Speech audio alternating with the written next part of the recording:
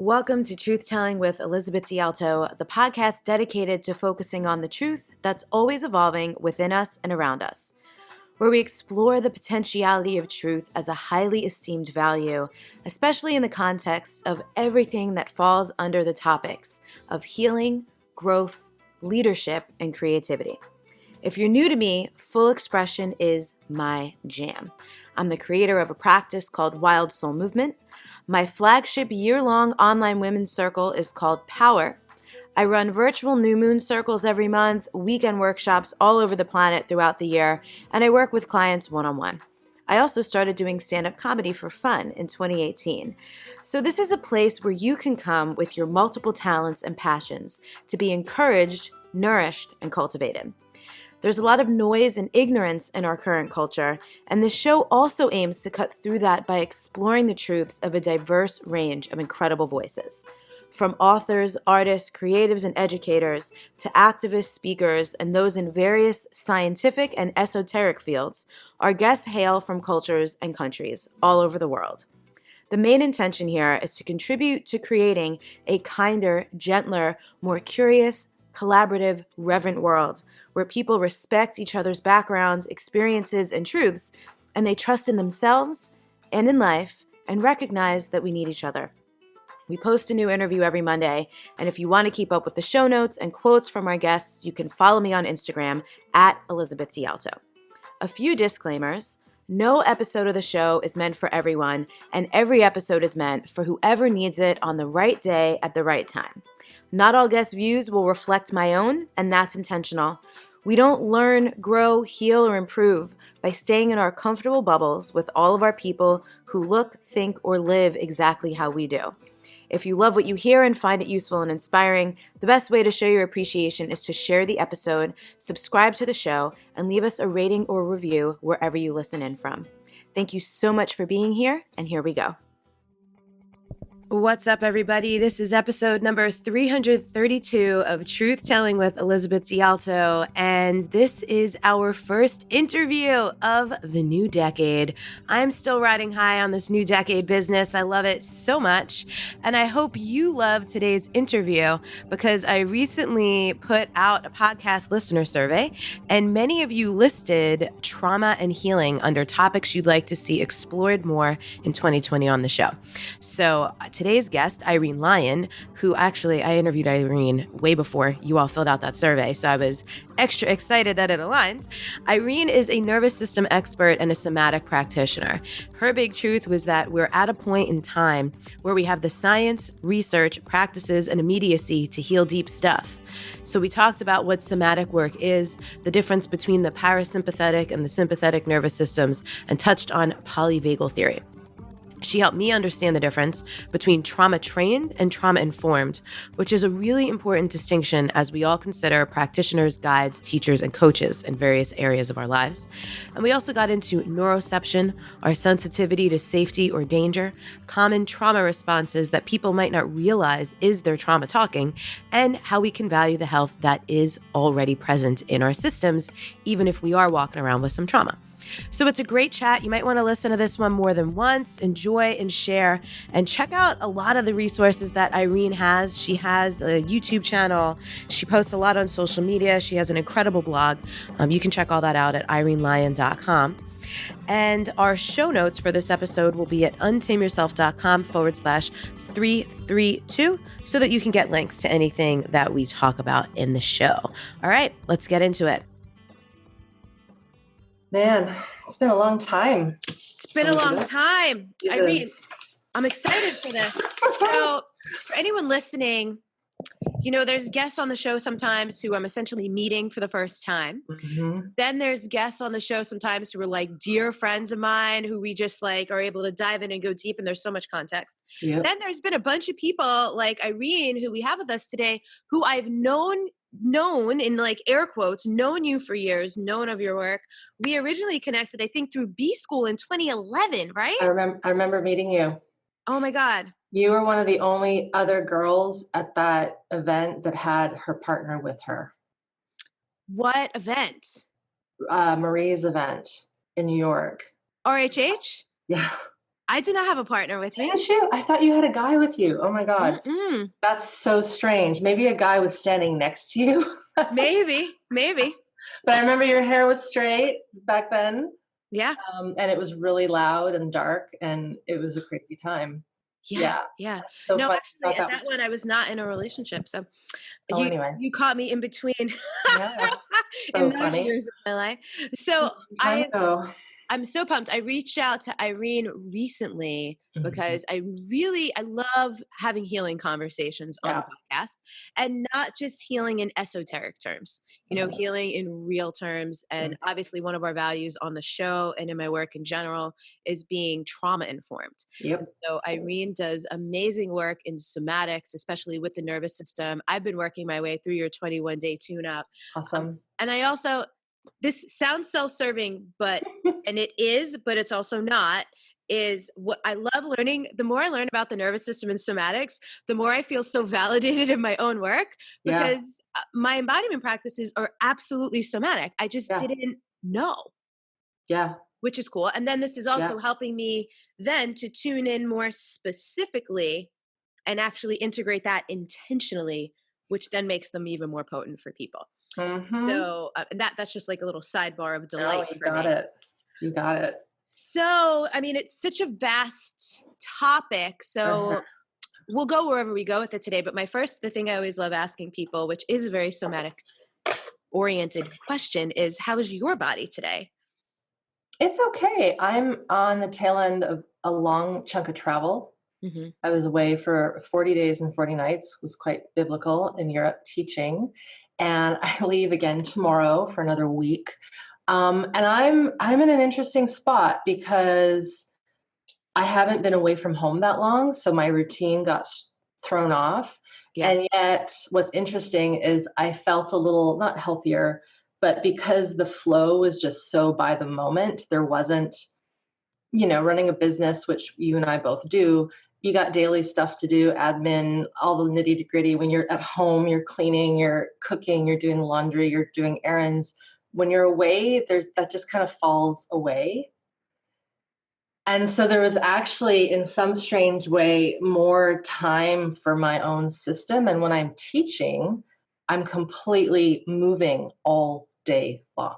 Mm-hmm. Right. And I'm working with people. When I'm at home, it's a little more insular, which I love. So I'm kind of finding that rhythm again, Yeah. coming back.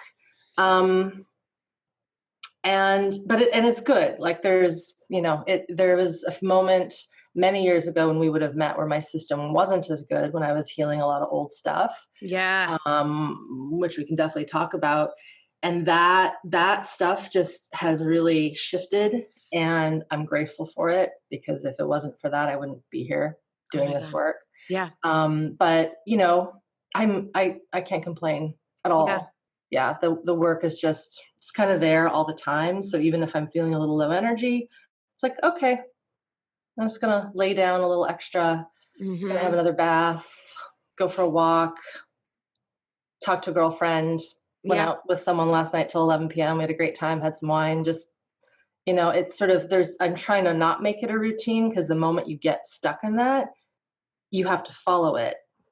And one of the things about having a really regulated nervous system is actually being okay at throwing out that routine. Yes. Oh man. Yes. I love this. And I could really relate to that, because I traveled a lot this year to run workshops and things. And you get into a flow at home, and then there's like the travel flow and coming back, and depending on jet lag and stuff. Yes. I will say the hardest trip for me to bounce back from was Australia. Oh God. Yeah. Have you been? Do you teach there too? I lived there for 2 years. Okay. So you get it. Like going there, the adjustment was way easier. Mm-hmm. Coming back, it literally took me a month to reorient.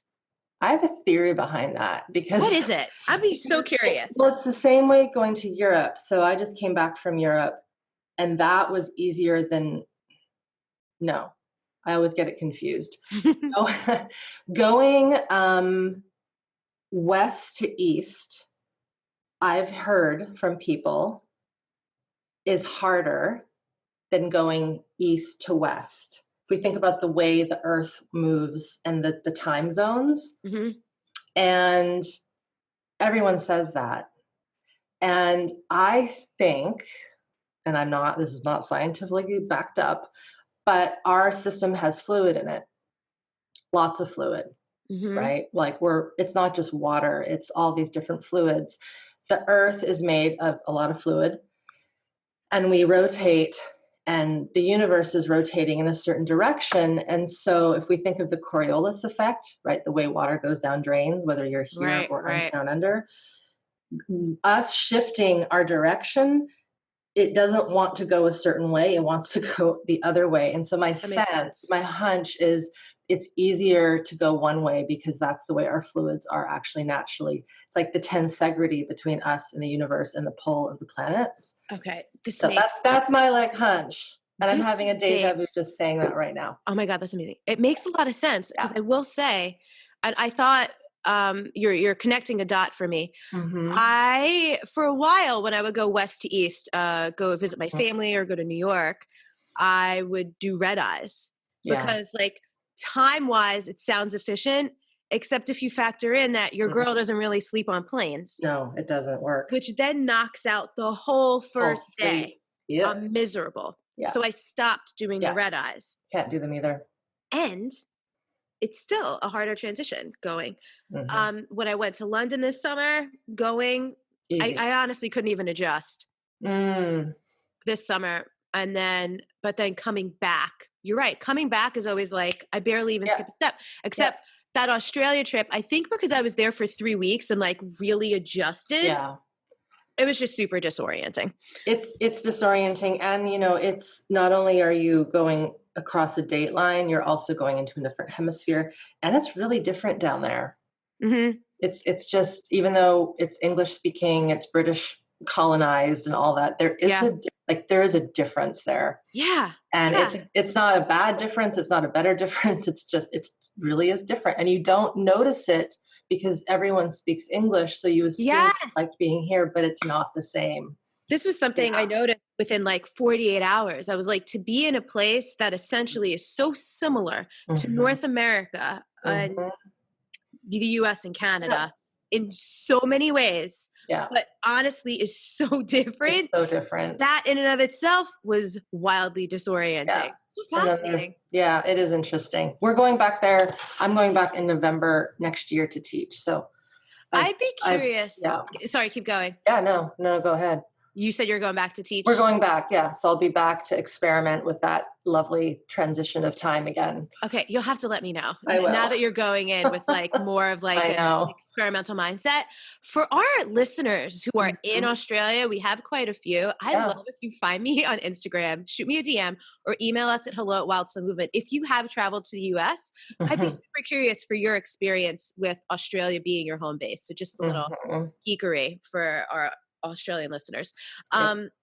Okay, we'll come back to this. I want to talk a little more about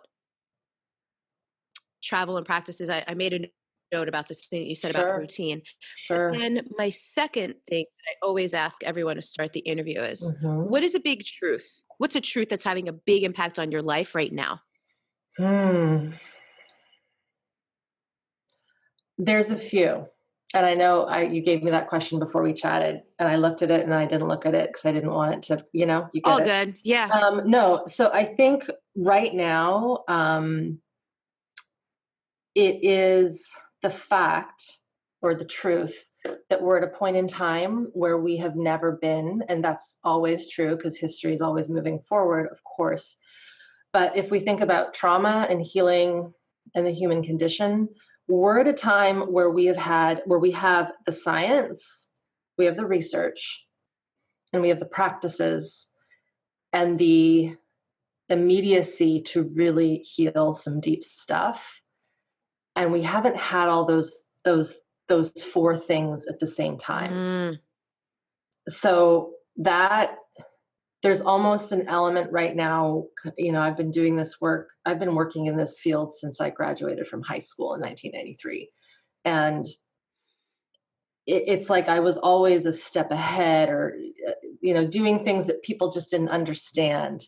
I mean, I'll never forget when Amy Porterfield, who I know one of business mentor online, I was in one of her courses and I wanted to put the word nervous system on my site. And this is when she was still doing like one-on-one chats with people. I'm so lucky. And Marie too. And she's like, you can't put that on your site. I'm like, why not? We all have one. Like we all have a nervous system. Why wouldn't I put it? You know, people know what the immune system is now. They know what the digestion is. They didn't know that 20 years ago. They didn't even know what yoga or meditation was for gut bacteria. And now everybody knows what it is. Like, now everyone knows what a friggin' microbiome is. Exactly. And so she was totally graceful. She's like, you know what? This is your work. You got to go with your gut. And I'm like, yes. And so that was like 4 or 5 years ago. Yeah. And now, in a strange way, everyone and their dog and more, they're using those words as clickbait words. But what frustrates me, I will admit, is a lot of these people have no idea what they're talking about. Totally. They know that the word trauma and nervous system and polyvagal and all these buzzwords they're hot and they're the next ticket. I hate to say that, but they are the next ticket. And there's a lot of people that are getting given really bad information and wrong information. So I'm at a point, my truth, to come back to that, science, research, practices, and time, they're all together. And my kind of, I guess, mission that I think has been written from the beginning is just to bring all that together. So that's my truth. Literally, that's one of the reasons why when I was like, I want to have more, this is literally why I wanted to have more specific conversations about the nervous system on the podcast. Totally. It's good. Because it's getting thrown around. And again, like that term, I saw someone wrote like some scathing post a couple weeks ago. I forget who it was, about the term trauma informed. And I'm like, if you're actually trauma informed, there's nothing to criticize about it. No. So as someone who literally teaches about trauma in your actually higher, more elevated and qualified opinion, how would you describe trauma informed? So, and let me tell you why I'm asking. If someone here is listening and they want to make sure that any work that they're engaging in is trauma informed, what does it mean? What do they look for on both sides? Like, what are the red flags that show you this is not it? And what tells you that it is? It's a long topic, but so there's two sides. As the student or as the client, let's say, the person seeking out the work, I actually have a video that I've done on that called How to Find a Good Somatic Practitioner. So check that out. We can link that. Yep. But a quick Cliff Notes version is you want to make sure that the person has credentials. I know that might seem like a given, but right now there actually is not a professional designation for this type of work. There's a professional designation for a psychologist, for a psychiatrist, for a counselor, for a social worker, but there is no actual designation for someone who is trauma trained at the somatic, we call it the new traumatology level. That's the work that the new traumatology. So that would be the work that my mentors like Peter Levine, Kathy Kane, other pioneers like Stephen Porges, Bessel van der Kolk, Bob Scaer, Gabor Mate, these really big names, Bruce Perry, Vincent Felitti, who founded the ACE study, the Adverse Childhood Experiences study. So there are these people who have sort of paved the way, but their work hasn't been amalgamated into like a university degree. The way Freud and Reich and Jung and all of the Maslow's education is in like psychology and psychiatry. I think you get that. So when someone's looking for a good somatic practitioner, you've got to actually understand as the user, the buyer, if you will, what it is to be trauma informed. So those things are, is someone able to explain in detail the differences between the parasympathetic and sympathetic nervous systems? Do they know that the parasympathetic has multiple branches and sub-branches? Do they understand the polyvagal theory, and not just from an intellectual point of view, but can they see it in their clients and track their people when they're working with them, whether it's in group or one-on-one. If you're looking for a practitioner, the practitioner should be open to having these conversations. And I mean, from my experience, if someone doesn't have a credential on their website, because that's usually how we vet someone, usually they don't have one. Right. Because if you have a credential, you are proud of those credentials and you put those up. And there used to be a time when you and I got into this world of online and working with people where it's like, it doesn't matter if you have training, as long as you're giving someone results. And as far as I'm concerned, that has really harmed us in a big way. And we need to realize that this is actually working with really deep stuff, and you can really harm someone if you don't know what you're doing at that level. Right. Like, you can put them into deeper shutdown, or you can put them into psychosis. And I'm not saying that to scare people, but it's just the truth. So to be, again, trauma informed is to understand the science at that deep level, understand what trauma really is, because it's not about the event. Understand that the limbic system, the emotions, that is actually not the level that you work at when you're working at the nervous system. There is no such thing as emotional trauma. There's emotional abuse, there's emotional neglect, but the emotions are not what's harmed. And I'm seeing a lot of that language going out there, and it's inaccurate. And so when you work with these people and they're like, oh, well, we're going to work with this and this and this, it's like, well, actually, we need to strip it down another layer, and it's a much deeper layer. So trauma informed is big, and trauma informed is different than trauma trained. I'll pause on that. No, what would be your difference? Because I might, as you're saying that, I might be using them wrong. Because when I said trauma informed, I'm actually thinking of even someone like me. So I'm not a somatic practitioner, but I do embodiment work. And in my opinion, if you're going to do anything having to do with the body, you need to be trauma informed, meaning you understand these basic things at the scientific level, like you just said, and you can see them. You can see them, and you know what to do with them. And you know what to do with them. So someone who is trauma trained, I'll start with the other one. Someone who's trauma informed, like say yourself, you're working with someone with their movement, and maybe they start to have an uncomfortable sensation, and you can guide them through that sensation with your work, right? But if all of a sudden there is a look in their eyes and they have a flashback to something, or they go into a response of shaking that doesn't make sense, whatever, something that is purely physiological and it's clearly bringing them back to an early memory, body memory. If you as the person are, and here's where it gets a bit gray, because there's some people who are trauma trained who won't know how to answer this question based on their experience. But if there is any question about what you should do with that, you have to refer out. Yeah. You're not trained. Yeah. Even if you are trained and you question, that is outside of your scope of practice. It's like it's like medicine. Like, there's a reason why doctors go through such rigorous training, like surgeons. Watch Grey's Anatomy, right? It's like, it is brutal. They get put on the spot. They screw up. Someone dies, right? Like, there's consequences. And so there's a reason why that kind of training happens for medical stuff. But you don't get your certificate or your MD until you can prove all these different situations. And if you screw up enough, you get your thing taken away. Yeah. And what I said a moment ago about there's no actual designation or certification, there isn't. I've been through the highest level trainings in this work, and I've assisted at them, and we don't have standards. It's like coaches. There's no testing. There's no putting you in front of 100 people and, okay, work with someone. We don't do that. And I think we don't do that because A, the work is still quite young. So that's, I'll give it that benefit of the doubt. And B, we're afraid, I think, to push people because it's this work where we're not trying to trigger people. Right.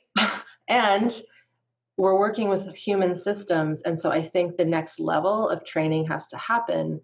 So if someone is guiding someone through a yoga class, let's say, and all of a sudden someone has a flashback to some in utero trauma, you have to basically be like, if you are not trained, you will not know what to do with them. If you're informed, you'll know what's happening. Yeah. And if your ego isn't involved, you will be like, you know what? I'm just going to be with you, but this is what I suggest you do. Here's some 100%. resources. Here's some Okay, cool. resources. That's sort of the difference. So that's what I thought. And that's why I'm, again, so trauma informed. I'm the first person to be like out of my scope. Because I'm not interested. So noble, right? It's just what you have to do. It's just, to me, I don't even understand. I know. I do.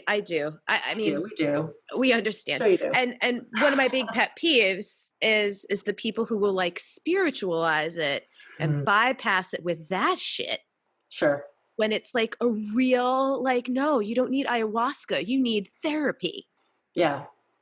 Yeah. Yep. Yes, my dear. Oh my goodness. Thank you. And, I think, to go back to the plant medicine thing, I'm not opposed. I am not for. I'm neutral in those situations. Even like right now, psilocybin is becoming massively huge. Yeah. Microdosing. But it comes back to even like, to me, it's the same as going to a 10-day Vipassana. Yeah. Like if you don't have the skills, and this goes back to the user, if someone is trauma informed, they understand the importance of being able to feel sensation. Yeah. That uncomfortable feelings and sensations are part of the work. If a person still thinks when something comes up like anxiety or a tightness in the belly or some unexplainable terror or panic that comes out of nowhere, if someone assumes or goes right into, I have to get rid of this, that, and they don't know that there's a different way, that is we could say an immaturity. And I say that with love. It's not like you're being immature, but it shows that there's an immaturity in that system to know how to be with something big. Yeah. And so we can have something big occur if we are going to an ayahuasca ceremony, going to a Vipassana meditation, or riding the subway in Manhattan. Right. And it stops in the middle of a tunnel and you start to freak out. Right? Like those are the things where, oh, this is a sensation. I really need to be with this.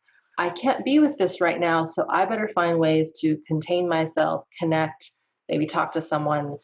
So if we don't have that script in our body, we run into risk when we go into these deeper plant medicine practices, because they will strip apart all of those filters, and it can create some real problems. My husband and I have worked with people who've come to us when I was in private practice. He still is in private practice. They're still recovering from bad experiences. Totally. 5-10 years later. Yeah. And it's not something to be going into lightly. Can work. It can work as long as you've got the foundations. It's safe. The person is trauma informed, preferably trauma trained. Right. All those things. Yeah, thank you for sharing and articulating those things the way that you did, because I'm also neutral on it. I'm in anything in life, I'm the to each their own person. Yep. If it's going to work for you, then I'm so glad you found it. If it's going to knock you out for a decade, I wish you would have known. I know. And exactly what you said. Because when I lived where I used to live in San Diego, people, ayahuasca, plant medicine, I've done ayahuasca 12 times, but your life is a disaster. Yeah, if you have to keep because there's no infrastructure to support what comes up in the ceremony. Exactly. Right? And so this is what you're talking about, and I appreciate that so much. Yeah.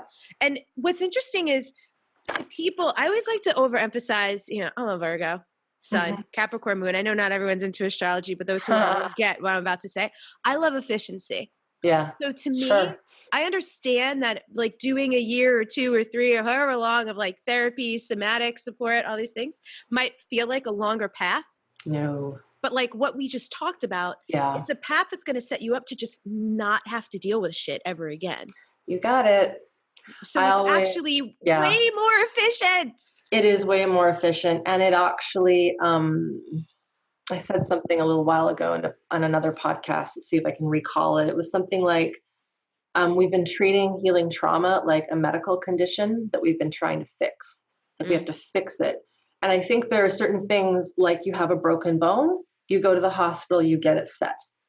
You have a true infection, you get some antibiotics, you kill the wound, or you clean the wound, you stitch it up. There are certain things that are truly fixable through the medical system, but we've been brought up to see everything with the human system in regards to that. And this is not like that. And the reason why is because our history as humans has been messed with since we domesticated plants and animals. If we really want to go into the deeper universal stuff, it was messed with from the very beginning. We landed here on this planet, however you want to believe we landed here. And we were dosed with some big stuff, some big pieces that took us out of our natural essence, so to speak. And so that is not, and then you throw in culture, conditioning, religion, the school system, our industrialization, which was after domestication of plants and animals and took us out of our tribes. We're living in this world where what we're trying to fix is not a simple fix. It pains people because they know life is short. If someone doesn't have the belief that we move on after this current lifetime that we have, that's their prerogative, but it also makes the time that we are here more frantic because we're trying to fix it all as quick as we can. Yeah. And what I've seen is that when we can go at it in a slow-paced, foundational way, and we take our time, we stop every now and again to just have some fun and not worry about it, the system integrates these pieces a lot easier. Whereas if we get thrown into the pot of boiling water, we might come out, but we might get cooked, right?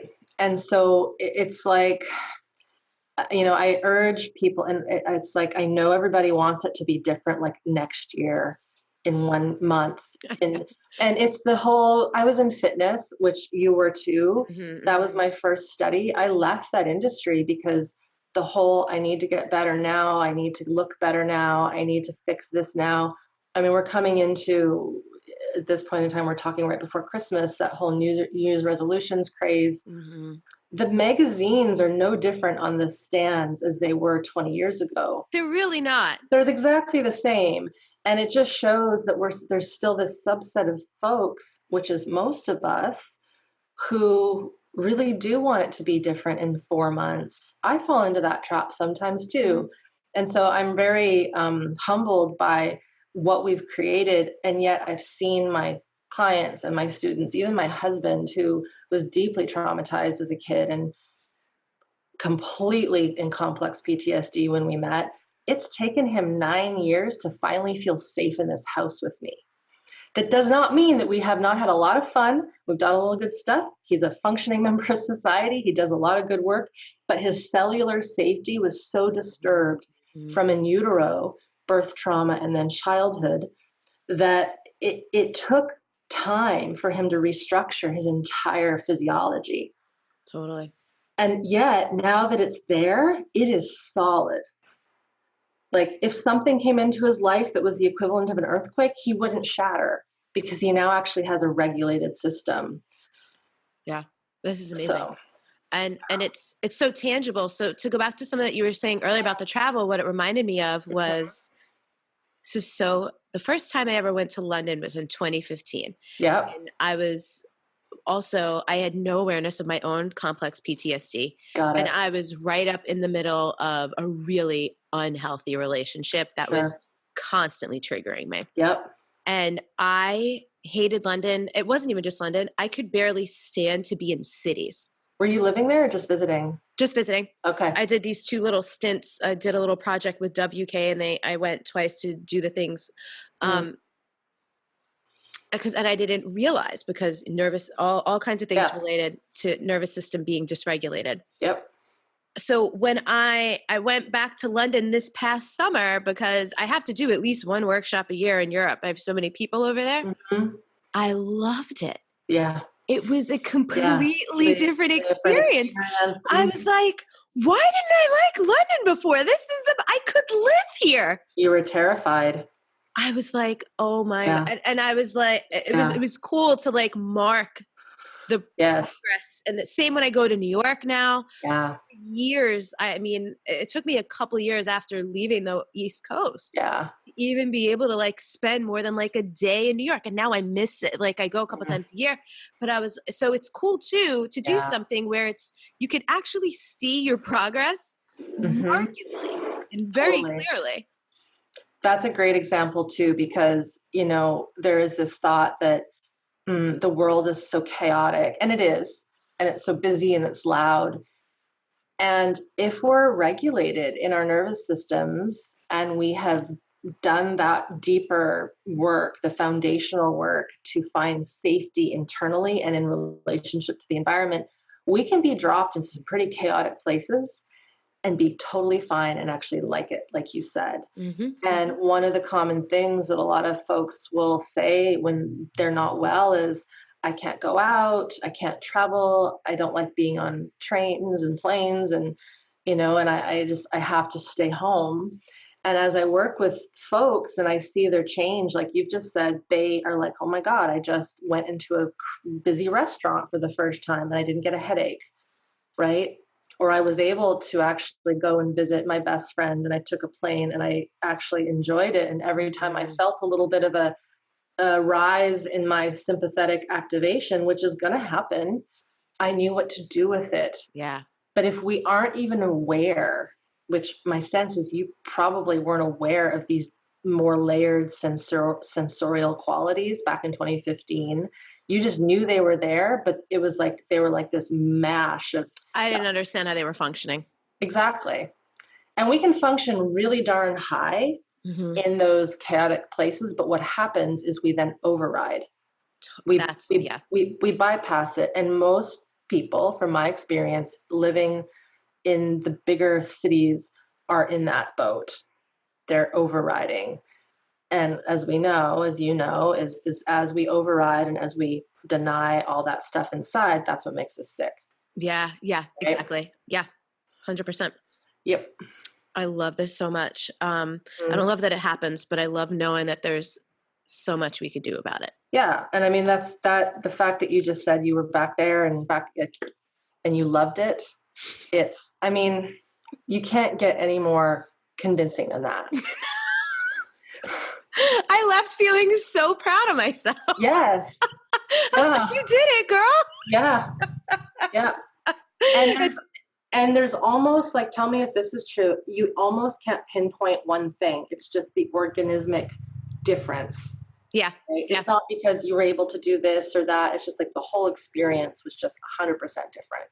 Yeah. If I could pinpoint anything, it would though just actually be the joy of being able to take in the environment and be in the environment rather than feel assaulted by it. Yeah, exactly. So let me ask you a little nuanced question. Yeah. What about folks that identify as, or I don't know if it's an identification or an actual diagnosis these days. This might also not be like a specific scientifically sanctioned thing, but the highly sensitive people. Sure. Thoughts, opinions, facts on that. I mean, I have not studied Elaine Aron's work specifically. That's who coined that term. I have looked at there's like a questionnaire that you can fill out. I did that recently. I mean, when you look at that questionnaire and you understand early and developmental trauma, you see that most of those questions are the classifications or the characteristics of someone who is living with untreated early and developmental trauma. And I mean, we can get into what that definition is if you want, but there's this interesting thing where I believe, and I've done another video on this, that we are just sensitive beings. We're supposed to be. We're animals. I agree. Right? We're nature. We're totally nature. And so if you think about a dog, the moment he hears something or feels something, or if there's a ghost in the room, they they're sensitized to it. They know that there's something there, right? And we as humans need to have, it's called neuroception, so the perception of either safety or danger. If we don't have that sensitivity to smell, oh, the gas stove is still on, or something's leaking in my house, whether it's gas or propane, or, there's something gone off in my bathroom, there's mold. Like if we don't have those sensitivity cues, we then get exposed to things that are not good for us. Mm-hmm. It's the same with people. If we don't have that sixth sense and it's shut down, we're not going to know that one person is safe and one person is not safe. But the interesting thing with the HSP kind of thing, I'll be correct, PC, and not call it anything else, but a thing that we're looking at right now, is that it can go the other way, where we are too sensitive, so that when we do smell a banana mm-hmm. or some flowers or a little bit of scent, that our system spikes into hyperarousal and it's a total threat and we go into survival stress. Right. Or we see someone who somewhat reminds us of someone who was not very good to us when we were young, and we immediately go into all people are bad. Right. This is called an overcoupling in our traumatology world. It's like we're overcoupled with someone who looks like that, or someone who dresses like that, or someone who has a posture like that, or whatever it is. And so there's like this spectrum. So we need to have sensitivity or else we get into trouble. Mm-hmm. And if we have too much of it, we also get into trouble. And so the difference is when we are dysregulated in our nervous system, when we're living excessively in survival stress, so either the fight, flight, or freeze, when we're in dysregulation, that sensitivity becomes, I call it a curse, because it throws us off constantly, and everything in the world is a threat. But if we think about the people living in big cities who are completely shut down, they're sensitive in like the opposite. They're so functionally frozen that they can douse themselves with massive amounts of perfume and dryer sheets and all this stuff that we know is really toxic. Like they'll eat something and they don't taste that it's filled with chemicals. Right. Right. So there's these two spectrums. Mm-hmm. So what I've seen in working with people who would classify themselves as HSP, most folks in that boat are still living with unresolved survival stress. Yeah. And it's a sensitive topic for a lot of people because it's kind of allowed them to classify themselves as this is just how I am and I'm going to live with it. The other term that people are using is neurodivergent. Mm-hmm. Personally, I'm like, we're all sensitive as we should be, but are we functional with the sensitivity? Right. Or is it creating more traumatization within the system? I've found that as people regulate and they do the work at that level, their sensitivities completely shift. And the sensitivities become accurate as opposed to inaccurate. So what made me think of this, yes. I only just recently encountered that list. I think it's like 15, 17 things maybe. Yeah. And as I was going down it, there were some things that didn't check for me, but totally would have 3 years ago. Oh yeah. So that's what made me wonder. I was like, there has to be some of this can be healed. Yeah. Right. I think about 50% of them I would check too. Mm-hmm. Yeah. So it's this, and here I want to explain a little bit about that because for some people, they're like, it doesn't make sense because I'm living in a situation where I'm not in trauma and I have safety and all this stuff. What the classic thing that I've seen is that when we've had early stuff, so early trauma, it doesn't have to be abuse or sexual abuse or big surgeries. It can just be the environment kind of wasn't safe. Mm-hmm. Like very high affluent households I have found can be some of the more chronically traumatic places to grow up in because there's rules, there's regulations, you have to perform a certain way, you have to look a certain way, you can never be silly, you can never be yourself, you can't fart, you can't burp. Like there's all these things that's like you have to excuse yourself whenever you do anything bodily. So you're basically training this little human animal to become inert. And everything in the environment is unsafe. Even though it's not big unsafety, it's just like, I can't be who I am. And so I'm going to get really closed down. And so what I've seen is that that person then grows up, they find their own stride, they're living in a world that actually is really quite safe. But if that map, that physiological map, if it still thinks, it's not even a thinking, it's not even emotional, it's like cellular, that the environment is dangerous, because it was for so many bleeping years, the system will look for danger. Mm-hmm. It will look for danger in scents, in people, in foods, in all these ways that we can be like, oh, well, that's a threat, that's a threat, that's a threat. And so that's where we start to see habits and routines become so regimentized, almost OCD. Mm-hmm. Because if we regimentize our life and have it so written out, I have control. Mm-hmm. And that is exactly what we're seeing in a lot of the self-help work, or we've seen it. I think it's at the tail end right now. I think it's about to come out, like the habits, the daily routines, like how do you set yourself up every morning to win? It's like, can we just wake up in the morning and go about our day? Like that's actually true health. Then that also gets put into and I've had so many, this podcast is almost 5 years old now. Mm-hmm. And this is something I've gone back and forth with, because I find some of these conversations around these like archetypal energies can be useful in helping us get to know ourselves, but they're just not definitive, right? Oh. Around like masculine and feminine. And some people want to be like, well, I want to be in my feminine flow. A structure is masculine.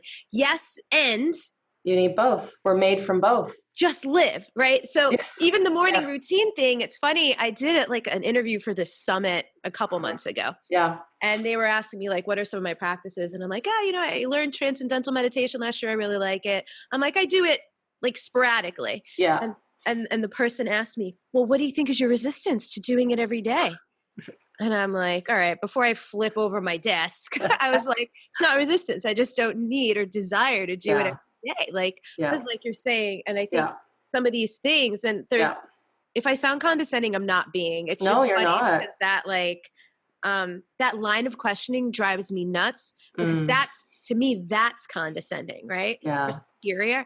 And I'm like, I just don't, when you are regulated, and what's funny for me, so this year really was me coming into like, oh, this is what life feels like when you're much more regulated. And you don't.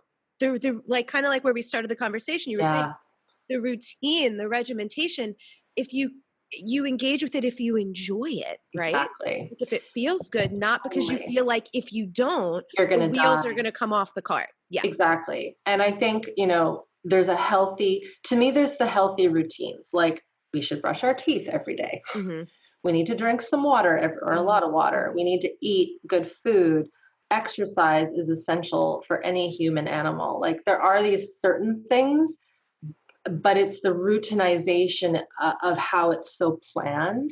Yeah. And I think, to be fair to people who have very busy lives, who have lots of kids and husbands and wives and jobs, you do need to have a schedule. Yeah. And there needs to be a breaking of that schedule so that the system can experience some form of flow and spontaneity. And it doesn't have to be leaving everything and moving to Bali, which is becoming really common right now. Sorry for all of those who have done that. I literally saw a post on Facebook yesterday that said, I just sold everything and bought a backpack and booked my ticket to Bali. And I'm like, there's nowhere I want to go less in the world than Bali. I know. That's where all of those people have gone. Yeah. And, to be fair, I think we've got to do that if we've got to do that. Like my husband did that when he was in his early 20s. He literally said, screw the world. And he moved to the Big Island with nothing but a backpack. And he sat by a volcano and meditated for 3 years. And, met a person, had a great son from it, had a kid, and it was great. But it really was a way to say screw you to the establishment, and really it was screw you to his horrific upbringing, so that he could find himself, because he didn't know who he was. Right. And sometimes we actually have to do that, but I think we have to do that and understand why we're doing it. Right. Otherwise, we get there and we realize we're just as miserable as when we were living in, you know, LA. And it's kind of like the ayahuasca, right? It's more of like escapism than actually treating anything or addressing anything. Yeah. And treating this stuff ain't always glamorous. It's really not. No, it's kind of boring sometimes and hard, but that's why, you know, when we've had these early things occur to us, they're too hard for us to feel when we're little, because we don't know how. And we don't have the context for it either, right? And we don't have the cognition. If we're under the age of 3, we have no capacity to process what is happening to us. It's only somatic. And so when we're 35 and we're walking down the thing to get onto the plane, and this happened to me, and all of a sudden we have like one of the first panic attacks of our lives, it's like, this is not to do with flying, because I've never been afraid of flying. I've never been in a plane crash. This has to do with something else that is so old, where I'm being trapped, right? And we all have a little bit of that because of how we were raised, how we were put in cribs as babies, how we were put on walkers and jolly jumpers, all these things that we think are really innocent that actually trap our functionality. Like allowing babies to cry themselves to sleep at night was a practice that most of our parents did. It's still being done, but you can trace that into adulthood with massive bouts of anxiety. And we're starting to see these connections, right? And so it's kind of like we're looking for that way to solve and put a salve on these anxieties, but actually those anxieties and those uncomfortable sensations and those utter feelings of fear are actually really valid medicine for us to feel into. But if we don't know how to feel into it, we just want to get rid of it. Right? I love this. I mean, I literally could geek out on this so much, not just because it impacts my work and makes me a better practitioner of what I do so much, but like literally in life. And like I've done a ton of dating in the last year and a half. And I have to tell you, being able to go, I can't like to just spot in other people an immense amount of unresolved stuff and go, I'm just not walking into that again. Right. You know, bless this person on their journey, but I've walked through those fires with people before and I'm not doing it again. Unless the person knows that and they want to work on it. That's always the thing. But when someone literally has no idea, that's a different situation. Don't go there. Maybe they're already working on it, like totally different, right? Damn. So it's so useful and so helpful. I'm out here like everyone should be trauma informed. Honestly, we're all, and I watch even online the conversations, you're like, it's just traumas interacting with traumas. It is. It's not like we don't even meet people sometimes. We just meet the wound. Pretty much. There's a global epidemic right now of basically survival energy running the entire ship. I've seen this thing going around and I would agree with it. I'm curious your opinion. Saying like our nervous systems are not built for this world, this current world. That's a good one. You could write like a thesis on that. Right? I actually think that they are, only because when you go to cultures and countries where they have had natural disaster, like really bad shit happen, those people who were born in tribal community were raised in a regulated way. I think about this because I'm half Filipino. My mother's from the Philippines. And so when you go, the city is different, but when you're in the barrio, when you're in the country, like there is a level of ease and regulation, and kids are with their mothers the first 3 years of life. They're running around naked. I mean, they can because it's warm, you know, so there's all these elements, and they're really building a robust nervous system. They're learning self-regulation from the beginning. You do not hear, it's going to sound weird, you do not hear kids crying there. Like there's no tantrums. There might be a cry because you fall and you hurt your knee, or when the baby's tired, but there's the attunement is so strong. That's what builds a healthy, regulated nervous system. So when they have chaos come into their world, Mount Pinatubo erupted right near where my mom grew up. It was like things were devastated. It sucks. People die. Crops are dead. But there is a resiliency because of that self-regulation. Here, get shivers thinking about it, in the more Western worlds, Europe, America, Canada, Australia, parts of Asia, the ways that we bring up babies is so counterintuitive to what nature would want us to do. Mm. So if you think about, this is my classic example, if you go into a field in Austin, Texas, or Russia, or China, or Australia, or Canada, if a cow or a baby calf is born, or any kind of flock of animal, they come out and the mother knows exactly what to do. Unless she's really unwell, and then she doesn't. And then they die, right? You die as a baby. And then that doesn't get passed on. But most, they know what to do. You lick them, you feed them, you protect them from predators, game over.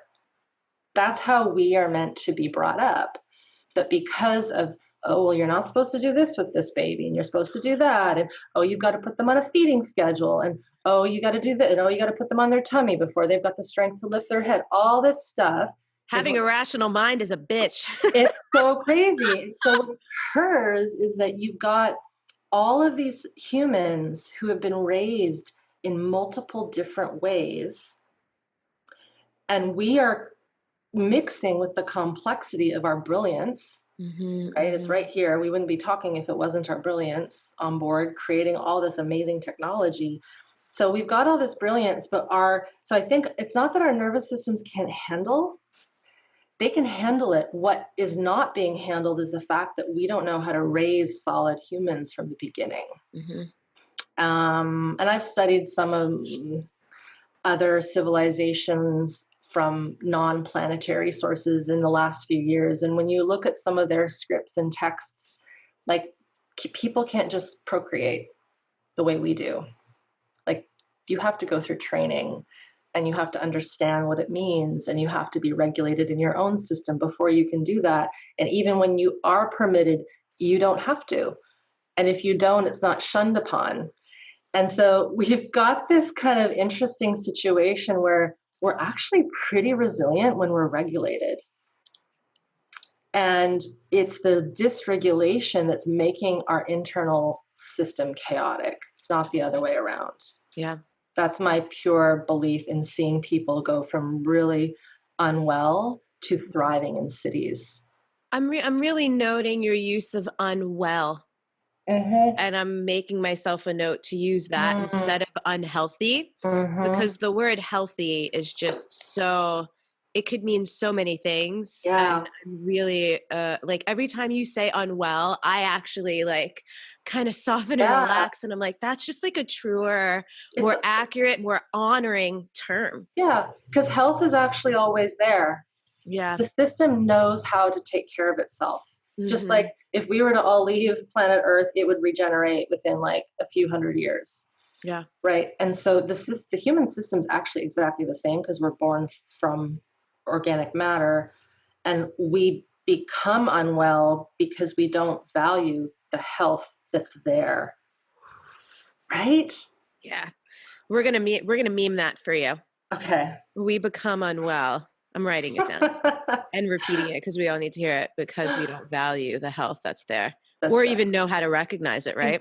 Exactly. Again, like if we were brought into a family system that was shut down, that immediately didn't value our cries, our bodily functions. The moment we were cleaned by our mother and he was like, poof, you stink. That poop stinks, right? The moment that happens, we are poisoned with the outside world telling us that we are not good. Right. That's how deep these pieces go in. Mm-hmm. A lot of people are looking, oh, was I abused? Was I this? It's like, actually, how did your mother touch you when she was changing you?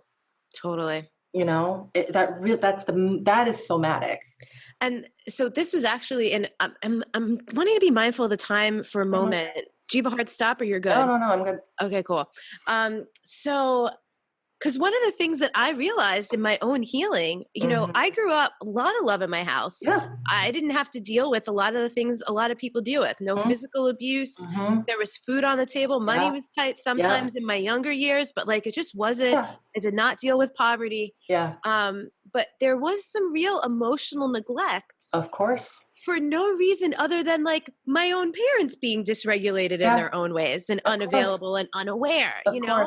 Of course. So, and that, this is why I don't remember the first person who ever said it, but like there's no hierarchy of trauma. No. Because how could we measure like the impact that like this person not being available for your emotions had on you versus that person smacking you in the face? Like we can't quantify that. You can't. It is not something on a spectrum because each person will feel it in their own way. Yeah. And it's all pure fear. Like and it's actually trickier in our ways of growing up. And it sometimes doesn't do justice to those that had nothing. And yet we become better at managing. Like when I work with someone who's like, there was no food, mom was an alcoholic, and I watched my brother being beaten every day by my dad and older siblings. It's like, okay, we know what to work with. Like that is very clear. But when there's these little micro traumas, we call them, we might not have any memory of them because we were so little. Yep. And we shut down so fast, because if we don't shut down when we're a toddler, because we realize that those tears don't mean anything or whatever, it gets squashed really fast. Yeah.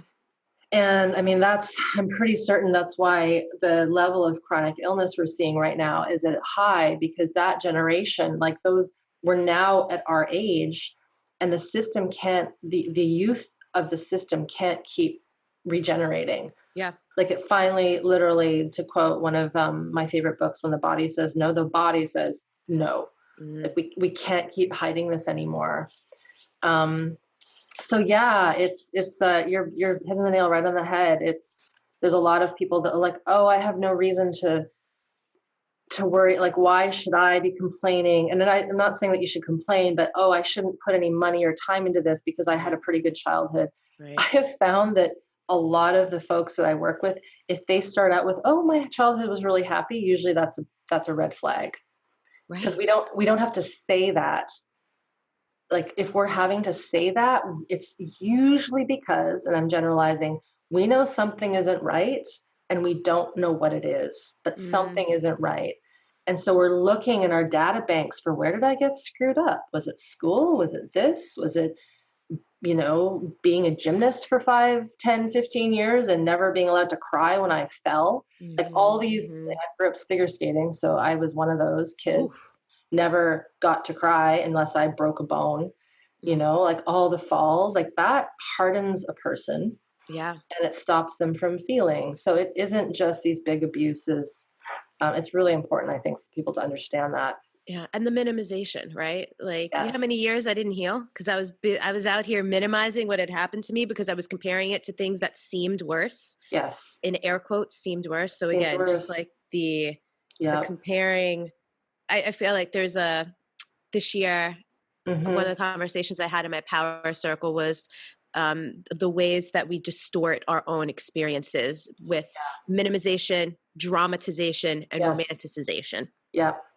So Irene, your YouTube channel is like a wealth. Like, so I know my people. There are some people here who are like, now going to be frothing at the mouth for more. Frothing is good. I also know that everyone learns differently, right? So one of the things I've been enjoying about your 21 Day Tune Up, I've tried to read some of these trauma books. Yeah. Body Keeps the Score, sometimes. Peter Levine, like that kind of dense, more like scientific material. I just can't get through it. Yeah. So you're more like your videos talking about it, things I can listen to or watch, these practices in your course have been really, really helpful for me. So if anyone listening is into the books, you can go to Irene's website. She has books and things like that. but also all kinds of YouTube videos, Yeah. blog posts, just like the way I will describe the content you create is more digestible than some of the like denser text that I'm like, I'm just not going to get through that. No, and I don't think that we have to, as a person who's not looking to become trauma trained. Right. Like Bessel's books, Peter's books, Gabor's are a bit more palatable, but they're not meant for the general public. They're basically those people's magnum opuses. That's their life work. Right. And so you would want your counselor or your therapist to have read that stuff. Right. If they're trauma trained. But as a person who's living life and just wanting to heal, I mean, I think that's sort of where I came in. It's like, we need to make this not dumbed down, but complex, because if we don't understand the complexity, and this is where this goes back to what we talked about at the very beginning, the people that are saying that they're working with trauma and all that stuff in the nervous system, they're speaking the high talk, but they actually don't know how to make it simple, but keep the complexity in it. Yep. And because we all have the complex nervous systems and all the branches of the parasympathetics and all that we need to understand, if we don't understand those deep levels, we actually might go to that meditation retreat and not understand what's happening to us physiologically. And then we chalk it down to, oh, well, I'm just broken and I'm never going to be able to do this. Right. And so there is something to be said for everyone listening. It's like, you actually want to understand the complexity, but in a way that is just enough. So then you can find those elements in your own system, or if you have kids, which is super important. If you have kids, you must understand this work, because they're basically an immature nervous system begging for help, right? And so if you don't understand what that is and oh, that's different, we will miss a tune with them, and then that's what messes them up, essentially. Right. They just need someone to understand that level, and if we understand it in ourselves, we can understand it in those other people, and the little people. Thank you so much. You're welcome. We bounced around a bit. So were there any threads that you wanted to tie up that you feel were left open, or anything I didn't ask you that feels important to share before we sign off? Not so much. I think for everyone listening, like you said, if you're frothing at the mouth, if you're like, is that even the right foaming? I don't know. Foaming. Salivating. If your appetite has been there, you go. Get into the work. Go to the videos. Go to the blog. Like you said, I've got courses. I think the most important things, understanding that, like you said, trauma, there's no spectrum. It's like, it's just there. We didn't get into this, but it's not about the event. It's about how it's sitting in the nervous system. Yeah. And it's really important to not be living in survival stress, because over time, and we didn't get into the research, but the research is pretty damn conclusive. If we do not regulate our systems, we will get sick. Right. We will if we are predisposed to something, if we are predisposed to mental illness, chronic illness, if were brought up in relationships that weren't secure and solid, we will replicate that if we don't do the work. And it goes back to what I said at the beginning, like, we're at a time where we know the research, we know the science, we have the practices, and like, our parents didn't talk about this stuff, right? Like, that says a lot. Yeah.